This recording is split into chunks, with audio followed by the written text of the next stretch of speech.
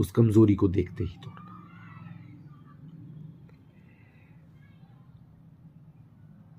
चौथा स्टेप है निष्क्रमण।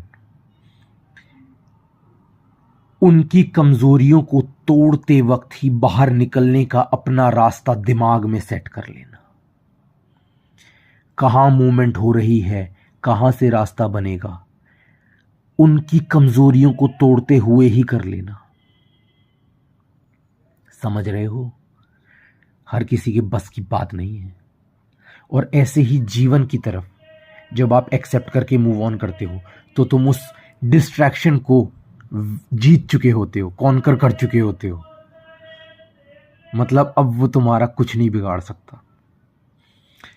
और जैसे यहां तुम बाहर निकलने का रास्ता ढूंढते हो युद्ध में, वैसे ही जीवन में तुम अपनी विल ढूंढते हो, अपनी जिद, अपना जुनून, अपना इंटरेस्ट, अपना पैशन, अपनी पसंद, अपने जीने का, करने का, जीवन जीने का मकसद ढूंढते हो और फिर कभी मुड़कर नहीं देखते। ये होता है जीवन के चक्रव्यूह को भेदने का तरीका। और ये होता है महाभारत के युद्ध के चक्रव्यूह को भेदने का तरीका। ये है वो चक्रव्यूह। सारी बातें आपके सामने पूर्णता से।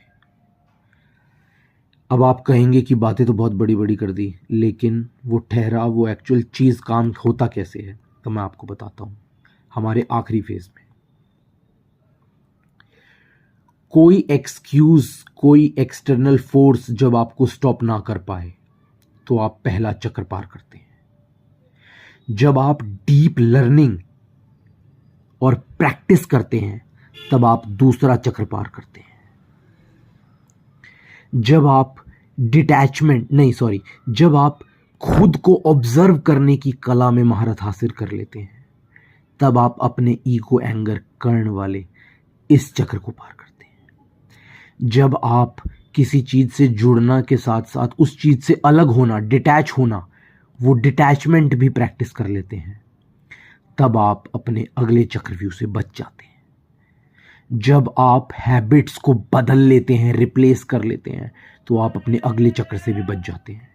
और सेंटर में पहुंचकर जहां सबसे बड़ा युद्ध होता है, वहां आप ध्यान से, मेडिटेशन से, एकाग्रता से, एक लय से, सांस, तन, मन, आत्मा, हर चीज से एक होकर के जब आप यहां जुनून से हर कमजोरी पे वार करते हैं और आपके साथ आपका गुरु होता है किसी भी रूप में,